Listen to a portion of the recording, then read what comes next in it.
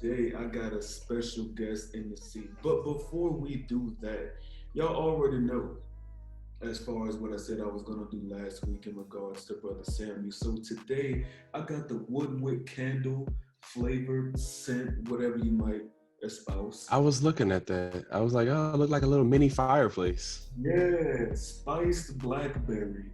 I would love to tell you all what goes into it, but unfortunately, I don't know. Spiced blackberry. Yes, this woodwick, it does have a little crackling sensation going on, so it's almost as if like you're sitting by a fire. But today, we have a very near dear friend of mine who has gone through many trials and tribulations with me. He is the co-owner of the Day and Night Coffee Company that is soon to be on the way. He's Mm-hmm. an athlete as well, one who somewhat dabbles in, let's say, a hybrid style of training, if you will, a little bit of plyometrics, a little bit of strength, coupled with some jujitsu, and then Mm-hmm. and he's tall too. So if you ever get into an altercation with his brother, it's probably best that you don't want to get inside. Otherwise, he might just a little bit. And he also is the host and the writer of the Henderson Report.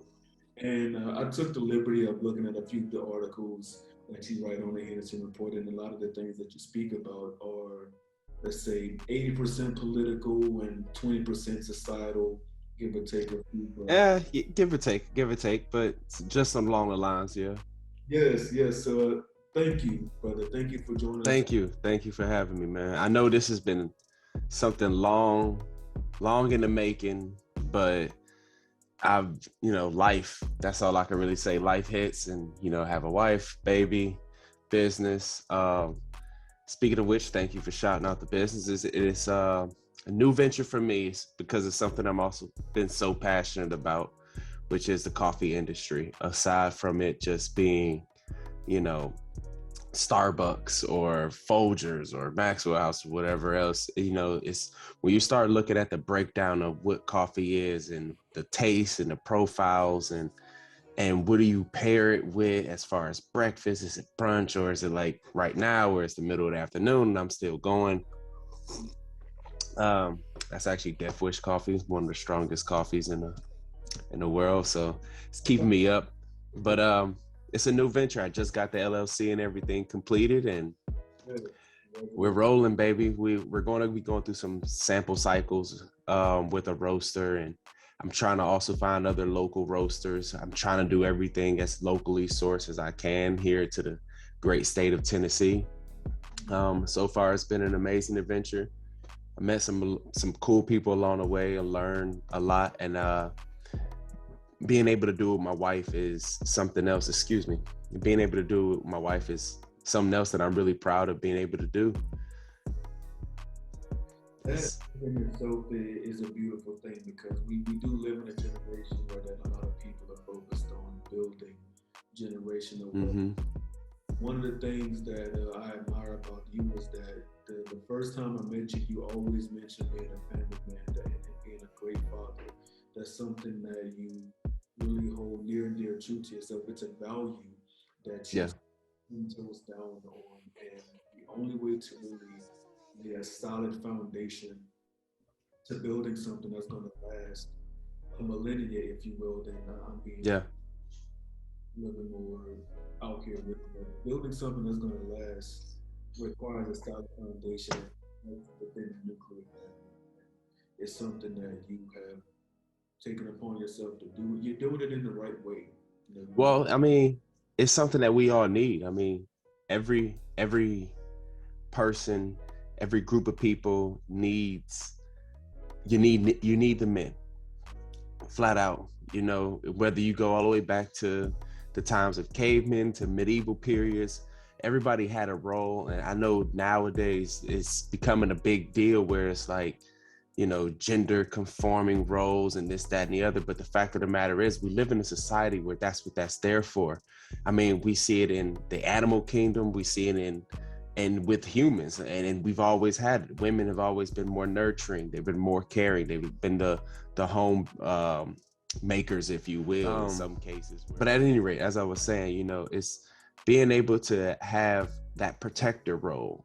When something goes bump in the night, my wife instantly knows I'm the one that's going to go check things out. Not that she can't. My wife, for those that don't know, she served in the military as a cop in the Navy. She knows her way around a weapon. We have pistols in the house and whatnot. Maybe all my guns got lost in a boating accident. So at any rate, I know if push came to shove, if she needed to handle herself and the weapon was nearby, or even improvised weapons, I know my wife is capable of handling herself. But why would I put myself in a situation when I can do it? I'm not going to send her into the dark halls and, clearing rooms and stuff unless we have to. Now, with the way layout of our home, we look at different things and can assess and go from there. But there's certain roles that I have to attest to. I go to work.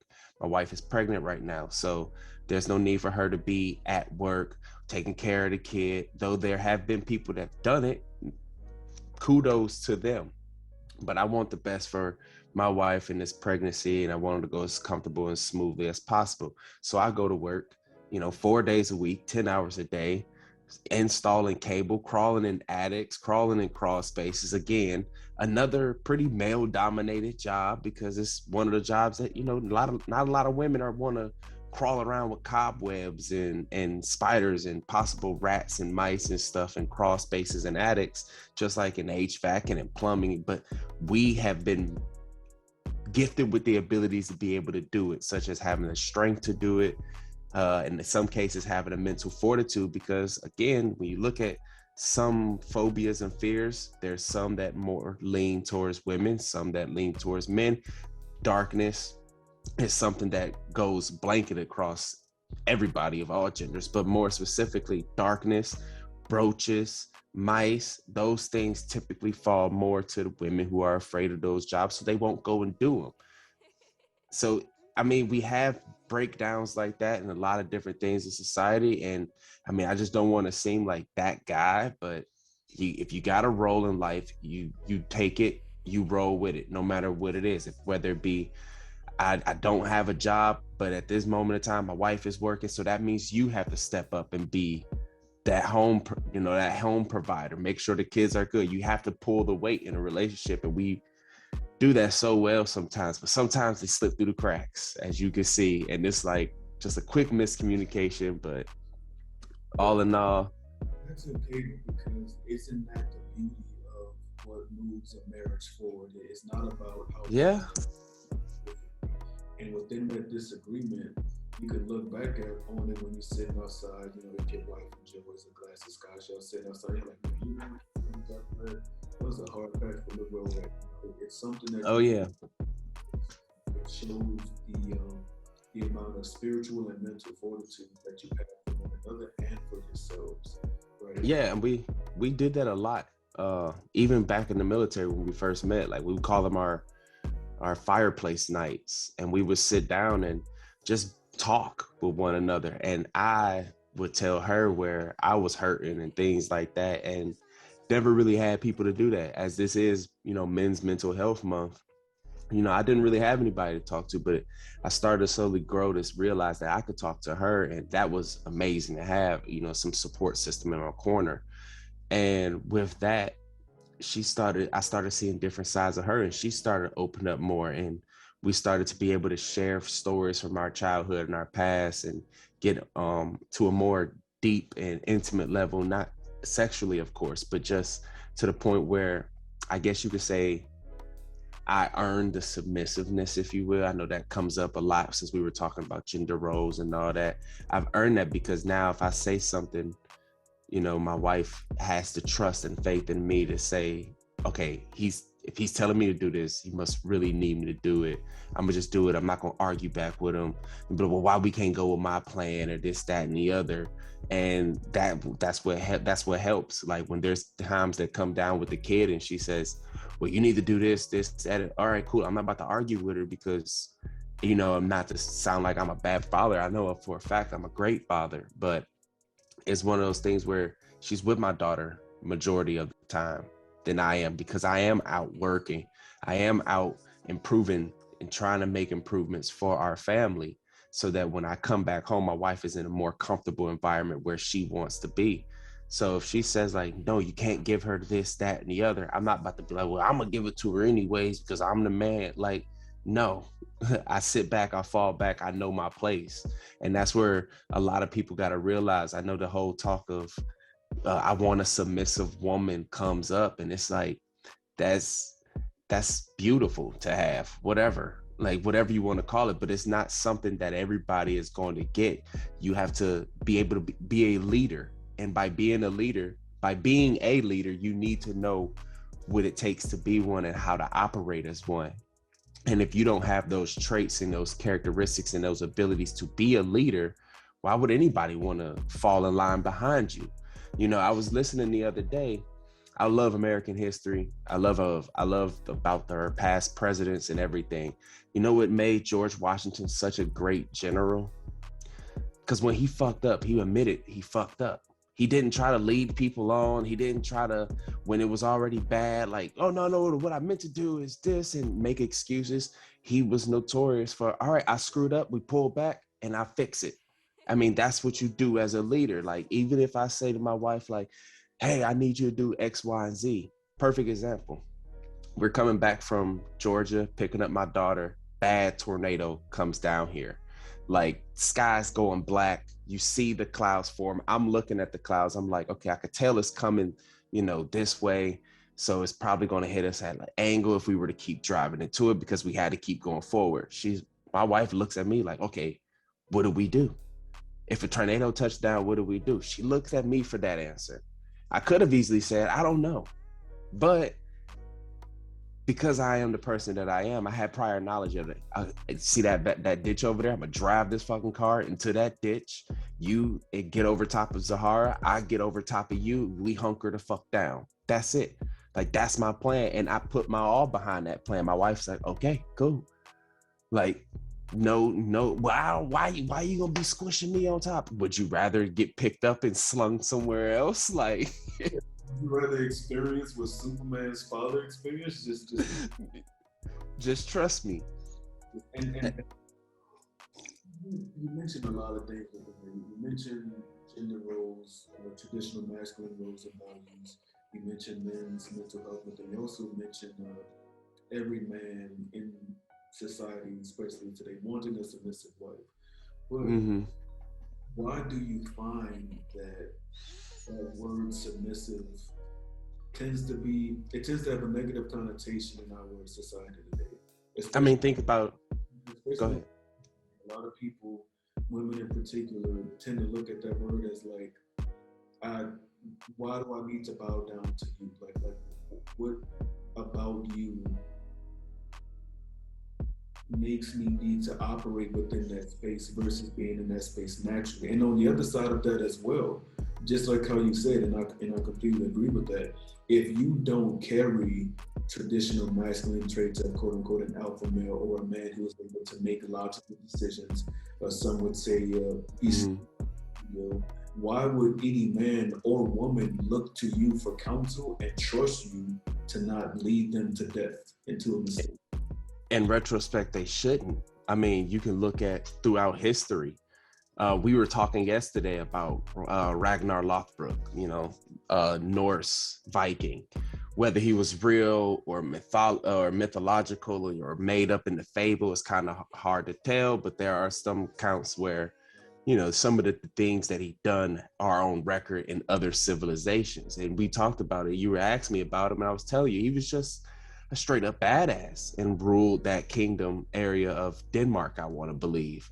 But he did that because of the fact that he knew how to move. He knew how to operate and show control and power over his military. Why? Because he did things as a leader. He put himself out there. He didn't just sit back and say, y'all do this and move in and sit back like other kings had. He was on that battlefield moving with you. And, they had many great tactics, just like the Romans did. What made the Romans leaders great people is the fact that they were there on the battlefield with you. You go fast forward down that timeline, and I bring back up to you George Washington. He's on the battlefield with his people, leading from the front instead of leading from the rear. And now we get to a lot of what we go through now in today's society, where we have a lot of younger men, a lot of them. And I'm talking about the new young men. See, we still are young, you know, under 30, you know, not even really in the midst of where we want to be at, but we're old enough to be able to get certain things done now.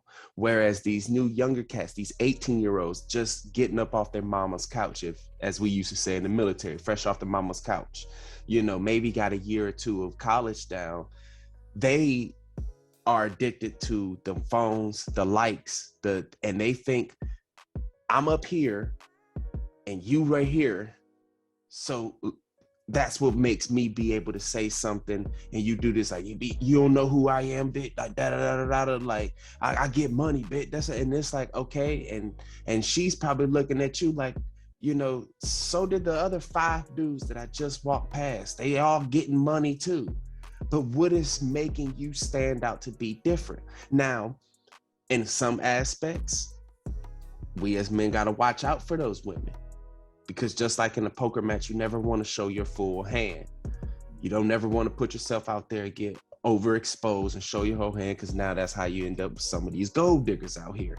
Because we have to acknowledge that there are some women who just want to go after successful men.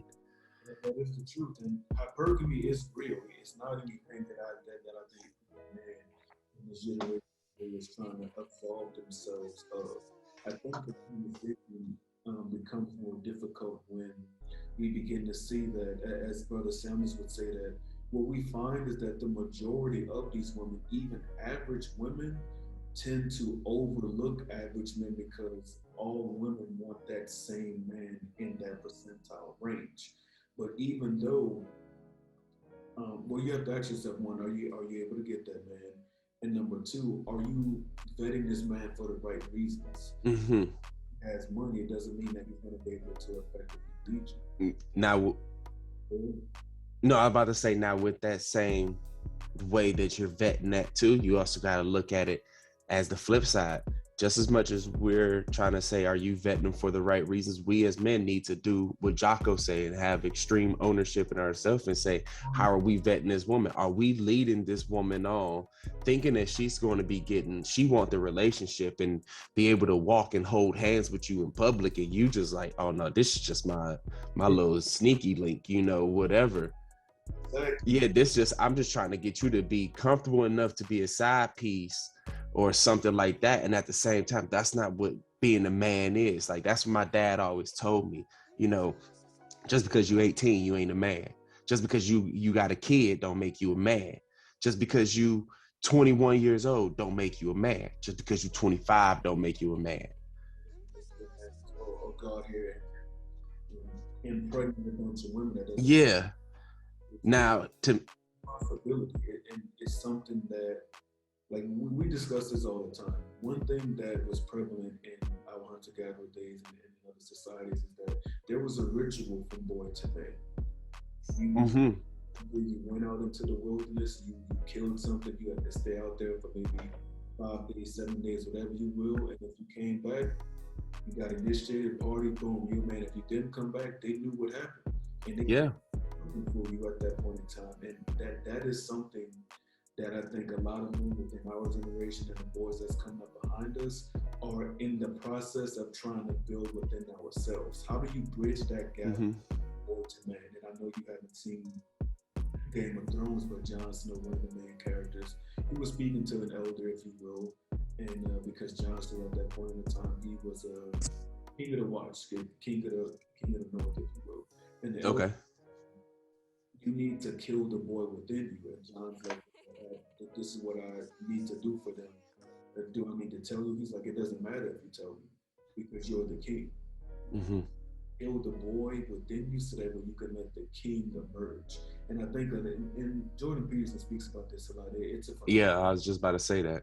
It's troubling a lot of men today. Just really standing on all 10 on what they deem a man is, not according to what society tells them, but according to what they themselves truly wholeheartedly believe.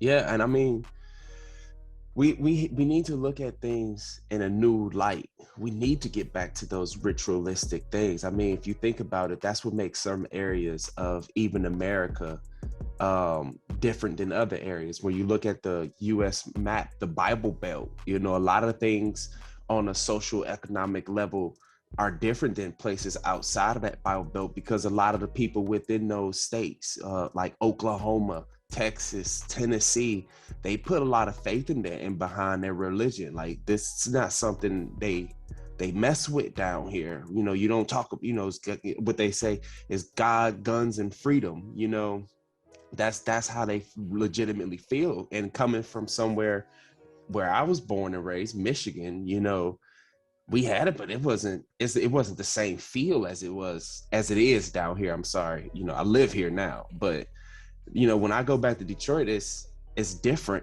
But then it's completely, both of those places are completely different. And I'm pretty sure we can both agree as being out in California, where California was like, it was almost like the only thing I could really think of is it's like a bunch of like tweakers and drug users went there and was just like, all right, this is our blank canvas. What do we do? What do we do? What do we do? What do we do? And they just like, San Francisco, okay, we just build nice buildings, put an art district down there. Yeah, art district. We'll have, and they have great events. Like we'll have Dally in the Alley. Oh yeah. We'll do that, the run and all this other shit. But then you get shit like, we'll have people shitting on the sides of the street because it'd be too expensive to live there. Perfect. Put that in there. They move to LA. And it's like you start. It started off with looked to be so good, and then it just got too big too fast. They couldn't control it, and they just closed the doors and just walked away. It was like, we just keep letting it grow. Hey, but just don't come back. Yeah, it's just like we'll come back when we can, and it's like, if you go to the door, hey, what's behind that door over there? Nothing. Don't even worry about it. No one ever came back. And because I never forget, after I got out of the service, you know, my wife and I, we moved and bought a house in Stockton, California. Stockton is known for Nick and Nate Diaz, if you're into UFC. But Glockton is another name for it. And we're sitting here, we're enjoying ourselves. It was like, oh, it's not too bad around here. We get the Ring camera because we bought a house that didn't have a doorbell. All right, cool, whatever. Get the Ring camera. There's a little app come with the Ring, and it's like a little discussion board where you can see all the neighbors around you. And it's like in the middle of the night, it was like, did anybody hear that bomb go off? Like, whoa, bitch, not bomb. Like that was a firework. Then it was like you would hear about 6 pistol shots go, you know, pop, pop, pop, pop, pop. You're like, oh my God, are those AK-47? I'm like, no, just relax, buddy. Yeah, and it was like, I'm like, oh my God, like this is, I think I tell you something funny. This kind of paints a picture. Born and raised in Detroit, I never had somebody standing across the street from my neighbor or on my neighbor's lawn, just chugging a half gallon of milk at like 7, 8, 9 o'clock at night. Then when you ask, what are you doing there? Because I know my neighbors, they're on vacation. What are you doing on their property? They say, my husband is the robot god and he the mega drug dealer of the universe. It's like, well, all right. Moving on. Like, it's like, you don't know whether you want to just help that person. You don't know if you want to sit there and be like, tell me about it. Just tell me about this robot overlord god of another universe that sells. Yeah. How much can you get an 8 ball of coke off of him from? And you met him. Interesting. But I mean, going back to, I like to rag on California every chance I get. But no, going back to it, like I say, extreme ownership. We need to be able to sit here and say, hey, I did that. I fucked up. Move on for it. I learned my lesson. And that was something that I learned from the military. Seriously, you know, before then, I was the type of person, my parents would tell me all the time, oh, you're making excuses. Stop making excuses. Well, I couldn't do this because of this and that. No, my dad nipped that into my head. Like, just say you fucked up, accept the punishment, and move forward from it. Whatever the punishment or consequence it is. Because another thing my mom made me live by is we are all products of our actions. You either got to deal with the consequences, or you got to deal with or you get to accept the rewards. But either way it go, you can't put it on somebody else. You can't say, oh, but the wind blew harder than I expected outside, and that's why I didn't do it. Nope, that's an excuse. You said you'd be able to do something, you didn't do it. So accept this punishment, accept whatever the repercussion is, learn from it. That's the big thing. Learn from it. And I don't think a lot of people learn from it. That's why with some people we have the revolving door of jail and probation and prison, where it's like you got off, or you got on into a gang, and then you got into whatever altercation, a fight, selling drugs, you catch the charge, you go to jail for it. You would think you'll learn your lesson. Don't sell drugs. But instead, you try to find ways to get better at selling drugs. And it's like, you're not getting the lesson. So you go back and now you're in there longer. But then at the same time, the counter to that is, at the same time, you want people to feel sorry for you because, well, I'm just trying to do this so I can have money for my family. And it's like, no, that's an excuse. That's an excuse. Because you can go out here and get a job working at McDonald's. It may not be the job you want to do, but guess what? It's a job that makes you contribute to what you have to do. It's going to instill that discipline in you. It's going to instill that time management in you. It's going to instill that learning how to work with others, because we all got to start somewhere. With your first job, did you have a job before the military? First off, I'm pretty sure you did, right? Your first job, how much were you making your first job? $9 an hour. $9 an hour. Nowadays, people are demanding $15 an hour. And we talk about this all the time. That cycle that we love to talk about. Strong men create good times. Good times create weak men. Weak men create hard times. Hard times create strong men. That's the cycle that we constantly live through. And right now, the strong men of our generation, will be our grandfathers. If we're fortunate enough to still have them, our great grandfathers and our parents, because our parents especially, they built this world and molded this world that you call your own because of the experiences that they were able to open up to you. So they created a good time. And with those good times, what they say along the way? I remember hearing people's parents say things like, you could be whatever you want to be. You could do whatever. You can go, you could be president. You could do this. And it's like, true. Those are all true statements. You could. But we also miss some of the reality of things too. You a D average student, you probably ain't gonna make it to be president. If you a D average student or even a C average student, you might not be able to go off and be able to work in thermodynamics, and be an engineer of some sort. Hell, and in some cases we've seen in the military, if you just don't pass high enough on the ASVAB, you might not be able to get in. It's little things like that.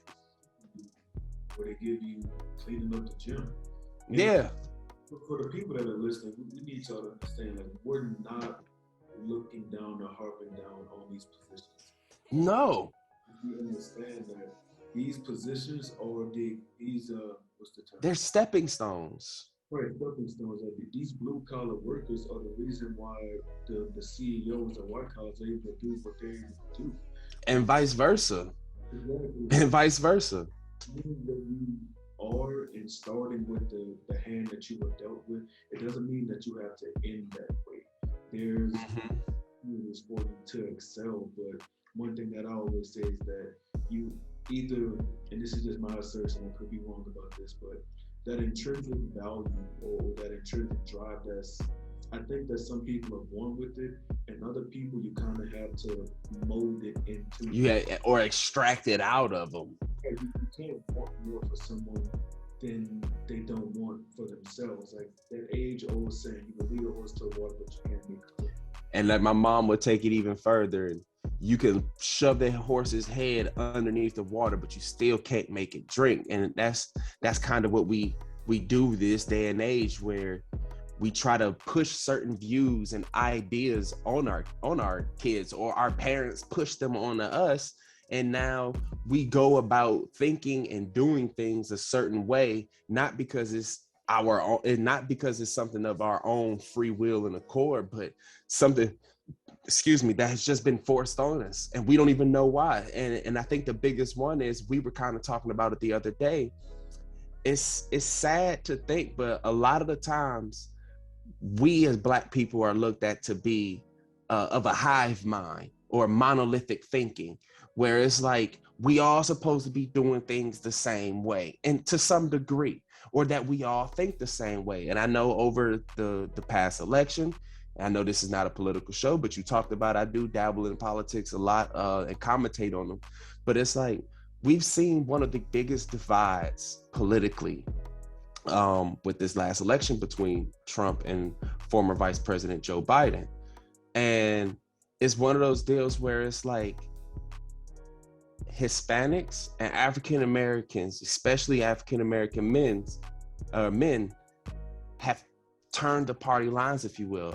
Very few of them are voting for Democrats now, or not very few, but more people have turned over to go to the Republican, more conservative side of viewing things, because they start to realize that there's only so long we could be baited, and now we talked about this yesterday, and as we talked about earlier, with this being mental health, or Men's Mental Health Awareness Month, what is this also known as? Pride Month. And this is little things like that, where it all ties back into the morals that we are growing up with, the environment that we are growing up with. And you look at this same thing, the masculinity of man has been demonized, attacked for so long. You being overly masculine, no more locker room talk, things like that. And, to some degree, I completely understand and agree with it.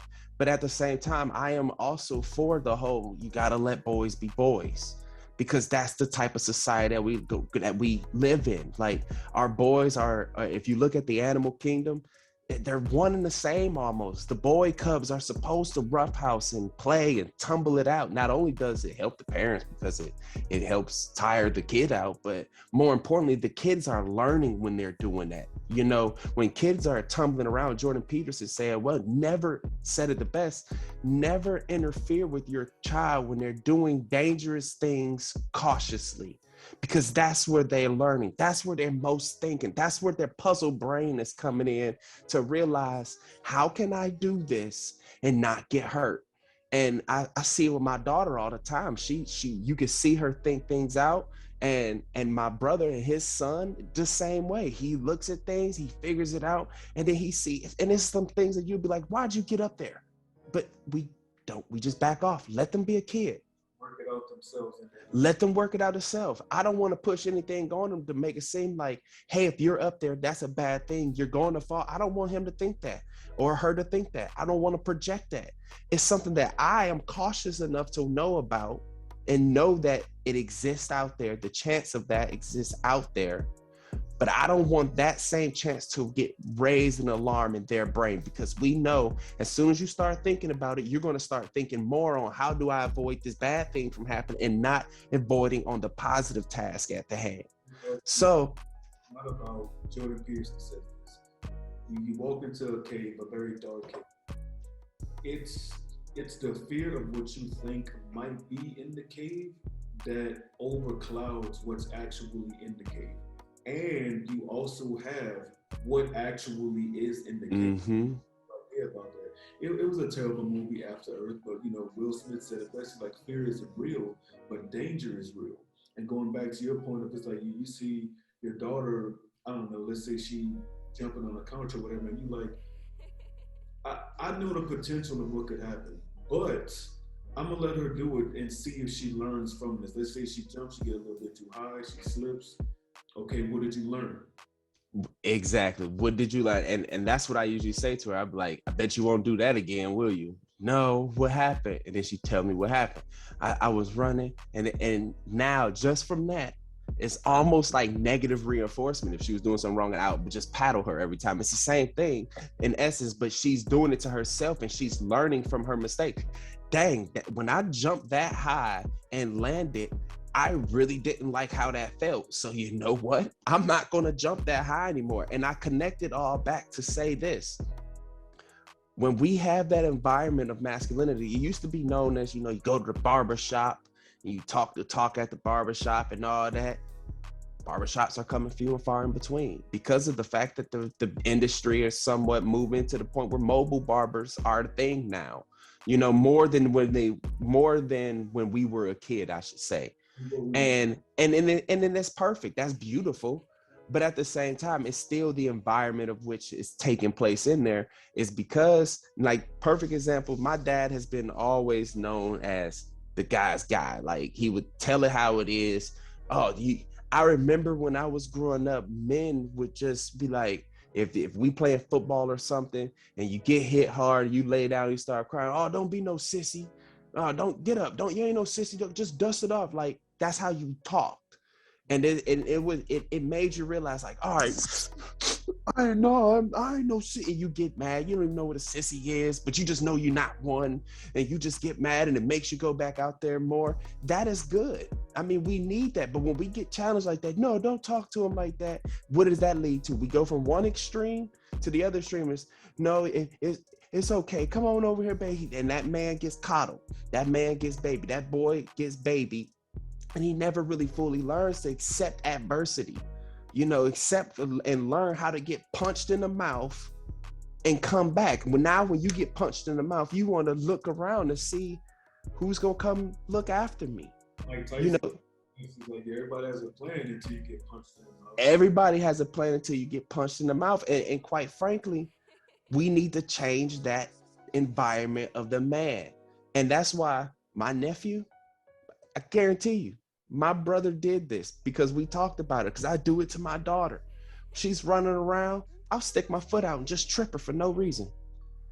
And then she'll fall down and she'll start crying. And a lot of people are like, that's so wrong. That's like, no, it teaches her multiple lessons. One, it teaches you don't run in my house. Two, it teaches that you need to have some shoes on your feet, your house shoes on, because you got these socks on. You're going from carpet to hardwood to linoleum to carpet to hardwood with a little slither of carpet in between. You slip and bust it. Nope, it's all good. At least when I trip you fall on carpet. So it's still some parental going on there to the point where I'm not about to try to trip you on a linoleum or trip you on a hardwood, but I still want you to get this lesson. And then when I do trip, when she want to come to me crying, I'm like, no, stand up, dust it off. And my daughter has gotten to the point where she dusts it off on her own. And a lot of people say, well, why are you raising your daughter like a boy? No. See, that now who's putting gender roles on the things, huh?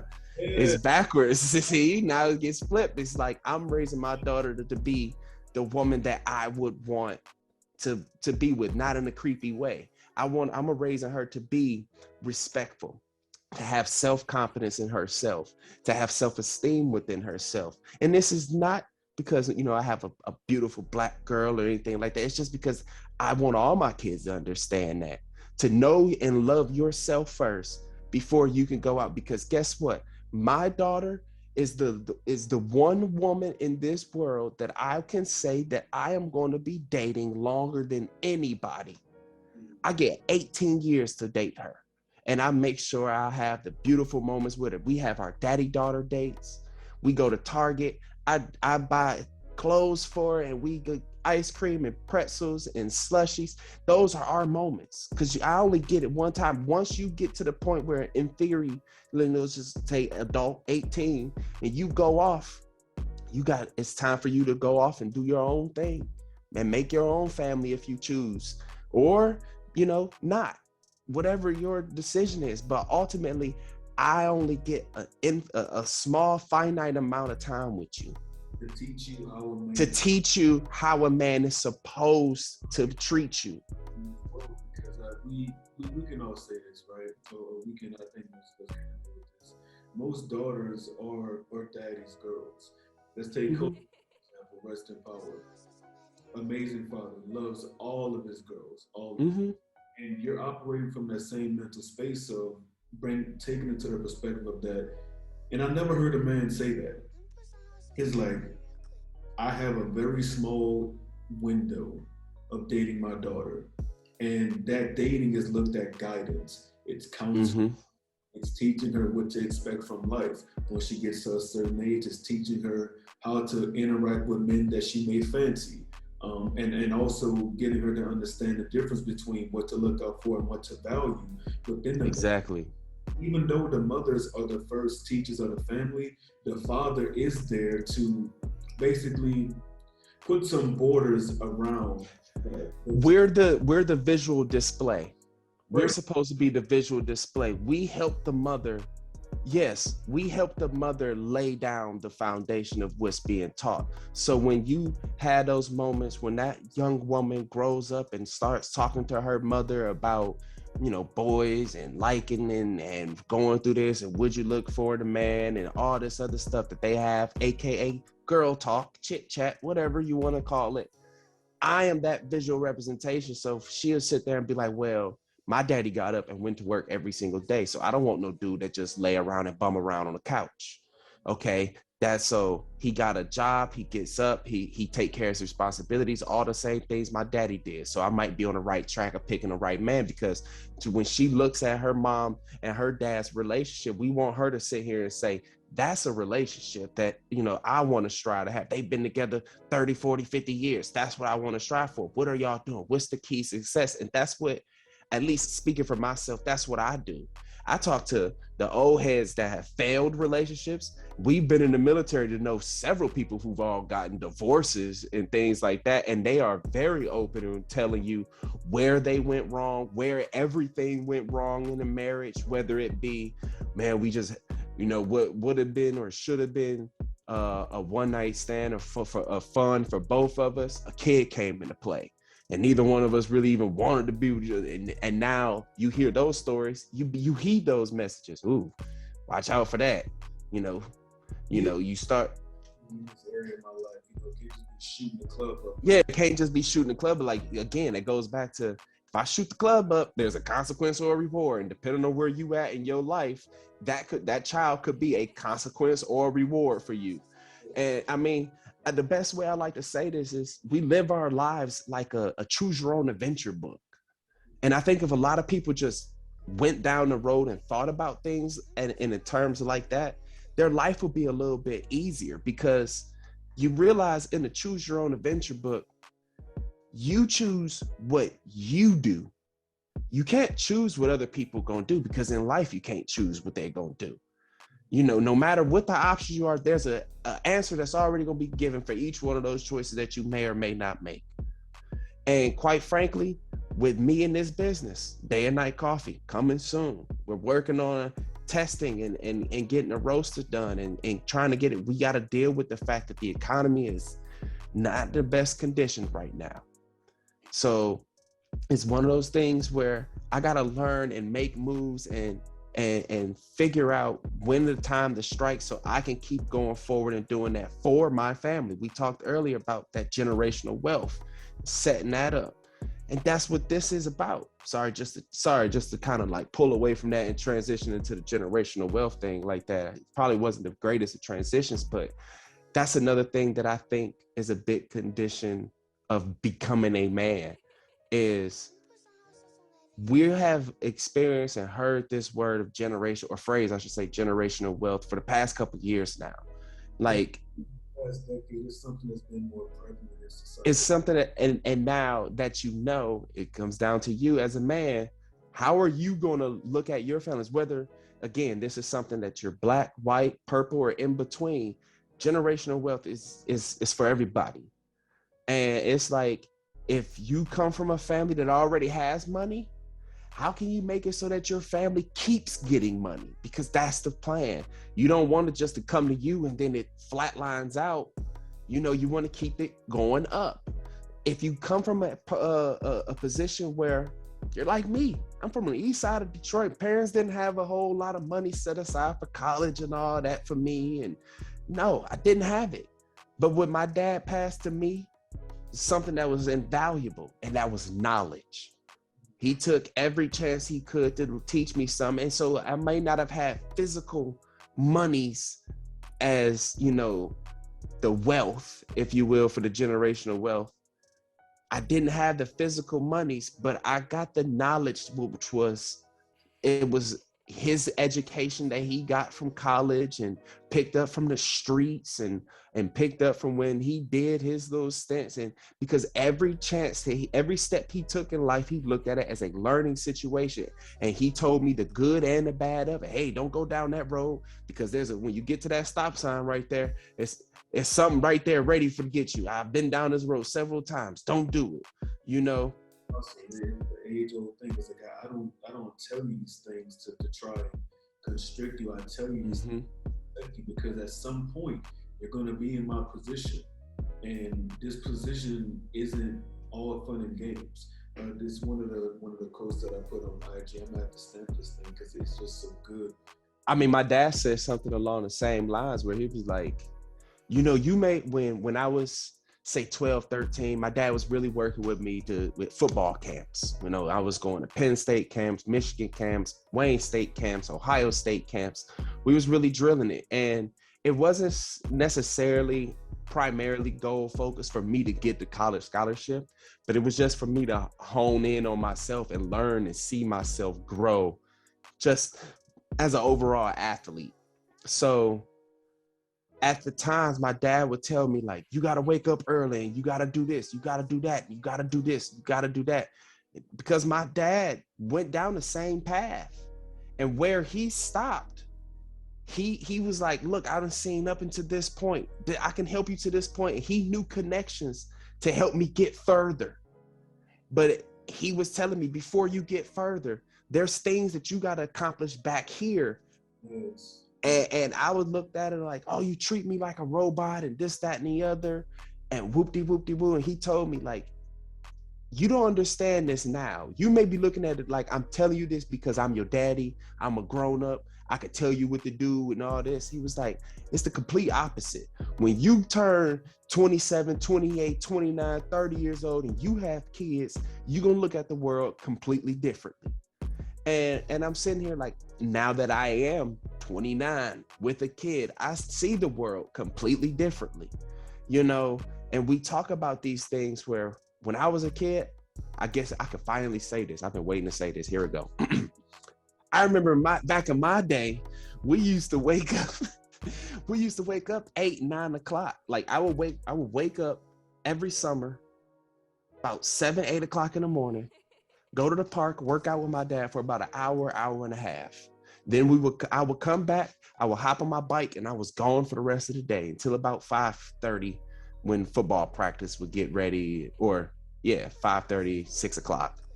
But my dad was like, in this day and age, you can't do that now, because we got a lot of these little boys out here wanting to shoot and snatch up women. They want to rob stores and just run in and loot the place. This is making a world a very toxic place. And that goes back to, like I said, I connect a lot of dots here, and I'm glad I know you sticking with me. I hope everybody else is sticking with me and keeping in mind what I'm doing here. But with all these actions, where did that come from? It goes back to the environment that we're going into.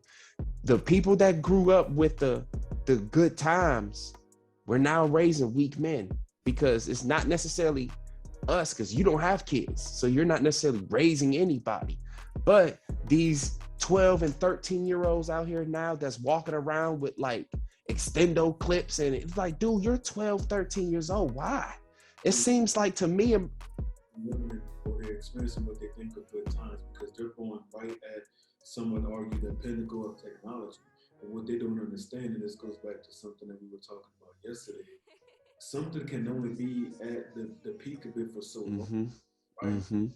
As a society is the collapse of a society, which goes back to what you were saying about teaching them and having a foundation of masculinity. Because once that falls, the world is going to need direction. The world is going to need guidance, and you're going to a man for that. Your house is on.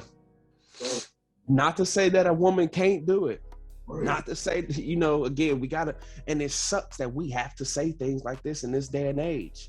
Like, let me hurry up and cover my bases. It sucks, but it's to say, not to say that a woman can't do it, but it's it's kind of just the way that it is. We live in a generation where the truth is hate speech.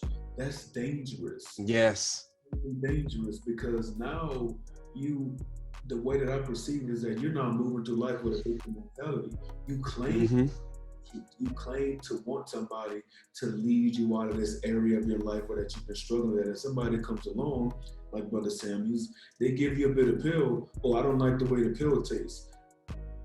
I don't care. You came for the pill, right? And now that you've digested it, what have you learned from it? How are you going to apply it? Because you don't Mm-hmm. say that you don't know. You step out into the world. Oh, Coach Ron did say this. Griff did say this. If you, back to the analogy of your daughter, she falls, she's gonna remember, hey, Dad told me not to do that. And at some point in time, you're just gonna push back, and you're gonna continue to let her do that until obviously you'll stop her before it gets too serious. This is still an analogy, but you'll get No, to, I'm talking. you'll get to the point to where that you have to really sit her down and let her know, like, hey, look, I'm not telling you this because I want to hurt your feelings. Mm-hmm. You have anybody, this goes to everybody that's listening, and I'm sure that you already know this. Your wife, your girlfriend, your husband, your boyfriend, your partner, your sister, whoever it be, if you can go to that person and have that person tell you the flat truth of what it is that you're doing about your life, you need to find another friend. Oh Because yeah, absolutely. you feel comfortable enough telling you what you need to hear, and you're too busy in the mindset of trying to have your feelings coddled because you can't face the decisions that you've made in your life and the consequences of said decision. You know, I talked to, like, for instance, my sister and my best friend. Shout out to Viola Henderson. No relation and family wise, but that's my sister though.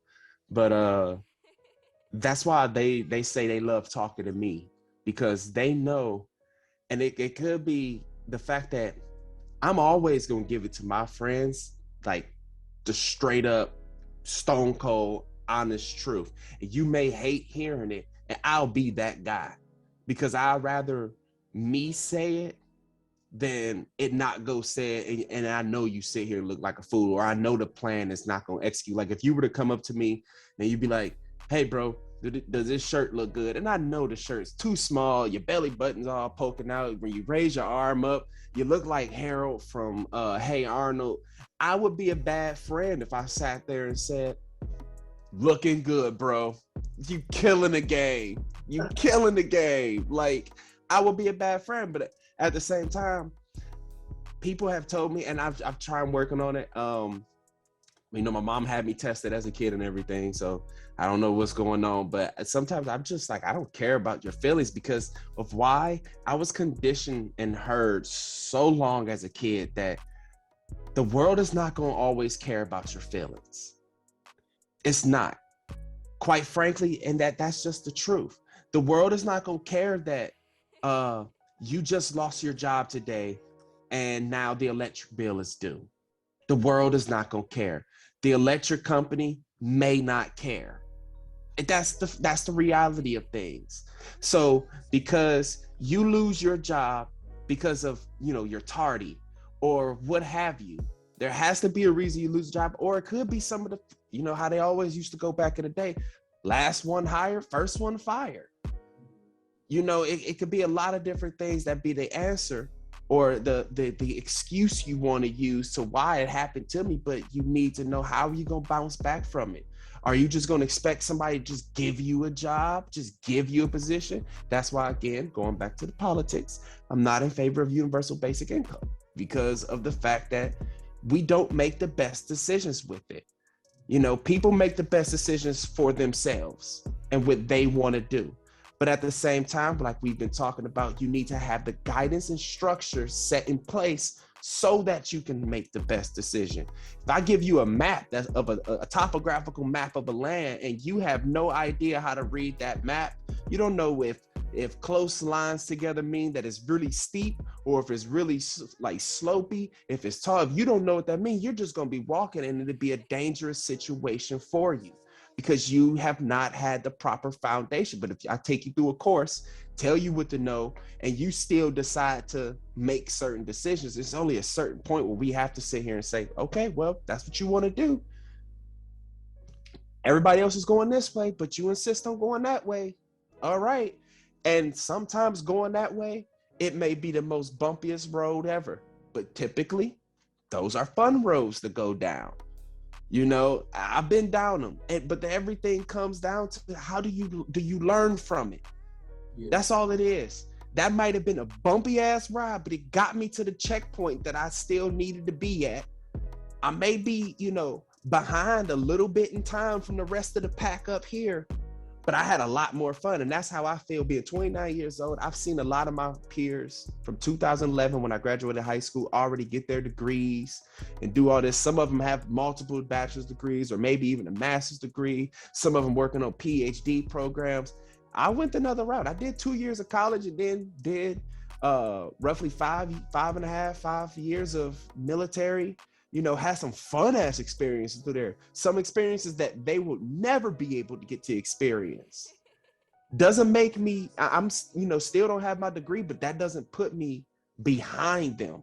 And I think that's what we do too much. We look at the next person too often and say, well, they're up there and they're doing this. How many times have you seen the meme, all my friends getting married and moving on with kids, and I'm just here? Like, it's like, stop comparing yourself to those people. Go out. Do your shit, live your life, because your journey is your journey. Just like a bard back in, you know, the medieval days or whatever, they would go out, they would have experiences, they would tell tales of what they done seen. And those tales would inspire another group of people who they may have stumbled across and pay a couple pence and I'll tell you a tale and this, that, and the other. And now they're learning something new from this guy. And it inspires them to like, I want to go out there and see the world and do things. They're not going to take the same path as that man. They're going to go a completely different route. We just got to make sure they're prepared for that. But at the same time, us as guys, we also got to be able to open and accept that when we have that chance. When people are trying to let us in, we need to know how to rip our guard down just as much as we talk about a female having her guard up too much and not being the submissive one and this, that, and the other. It's the reciprocation. If I can connect that back together again, it's the reciprocation of everything. I mean, yeah, I love that Big Sean says that, you know, what's coming is going. If it doesn't get you more, it drains you, right? Yep.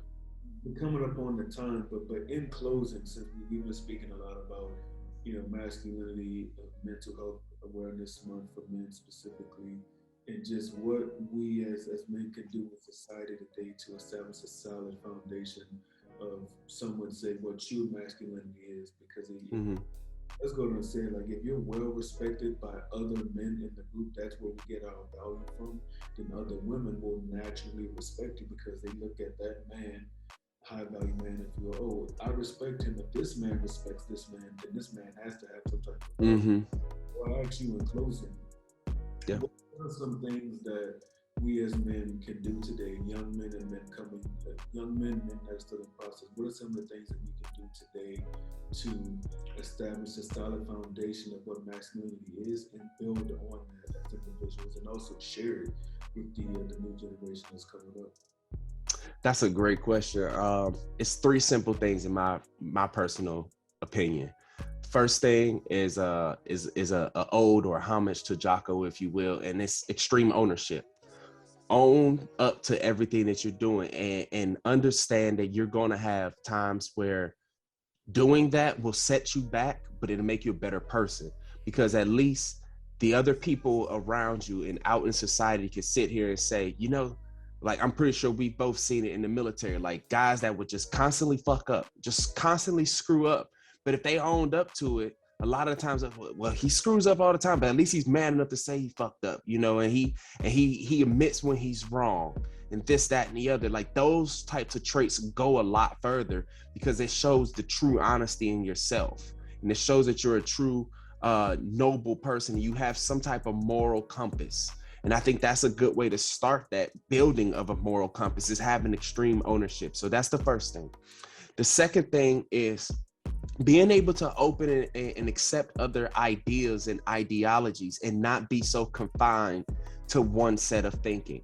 Today, we talked a little bit about having that hive mind, thinking that all black people need to think the same or move the same, and one of the biggest things that we've been talking about lately is if you black, you gotta date black, you gotta marry black, you gotta have a black kid and this, that, and the other. That's not necessarily true, because it puts us right back to where we was. That sounds like the same thing the white people was yelling at us in the 50s and 60s. Love has no color bounds. It's open to everybody. And you can't predict where your future kids or grandkids or great grandkids or whatever, you can't predict who they're going to be with just based off past experiences of that you've had dating and stuff like that. So that's something that we really need to get out of doing, and just let our kids be kids. Stop putting all this stuff on them now. Let them be kids and just understand to grow with one another. I think that's something that we can understand, that everybody in our Black ancestry have fought hard so that we could come together with one another and just be accepted by everybody. And that goes the same for love too. It sounds very contradicting when I hear people sit here and say, I ain't about to be with no white person. I understand people have their preferences, but when you need to make sure that when you start explaining your preferences, it's just a preference and not something that's just basically racist. And the last thing is actually probably one of the bigger and most important things, and that's being able to know when to ask for help. I think as people in general, whether you're man, woman, but it's specifically talking to the guys here, sometimes we don't know how to ask for help. And I've had to learn that lesson, and I've learned that lesson the hard way several times.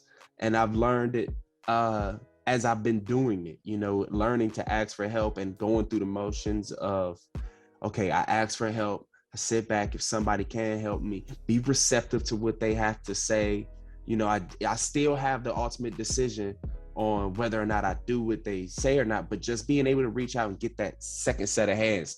Kind of like when we were in the military, if you knew somebody that worked on chillers and they were really good at that and you really didn't understand it, if you need help, it's probably best to ask that person. It makes everything easier for everybody. And then instead of you trying to go out here and do it to prove this yourself, like, I could do it, I don't need nobody help, I don't need to look at the directions, or whatever the case may be, and you end up screwing things up more.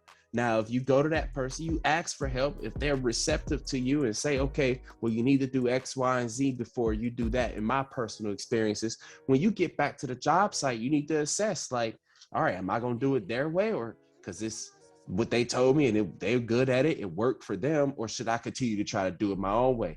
And I think that leads to what a lot of people, why they don't like asking their friends and family for advice, because I know my wife spoke to this a few times, where she would tell her girlfriends, give them some advice. They would completely do the opposite of the advice she gave. And then it came back to her and was like, oh, but this happened. It was like, so you did the exact same thing that I told you not to do.